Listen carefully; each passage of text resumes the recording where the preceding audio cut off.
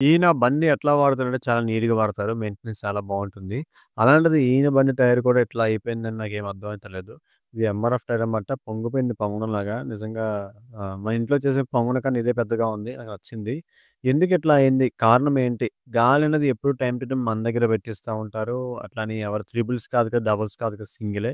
ఎప్పుడో ఫ్యామిలీతో ఎళ్ళినప్పుడు లేడీస్‌ని ఎక్కించక తప్పదు కదా!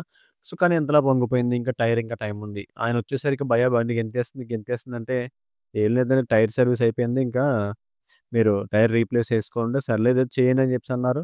ఆ టైర్ పాత టైర్ ఏదో తీసేసాము. చూసారు కదా!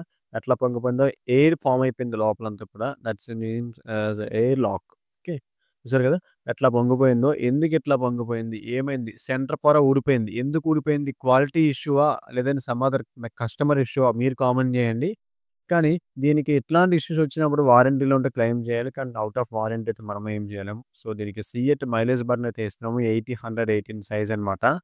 సో, మీరు కూడా మా యూట్యూబ్ ఛానెల్ సబ్స్క్రైబ్ చేసుకొని ఇన్‌స్టా అకౌంట్ అయితే ఫాలో చేయండి. బట్ ఈ వీడియోనైతే షేర్ చేయండి.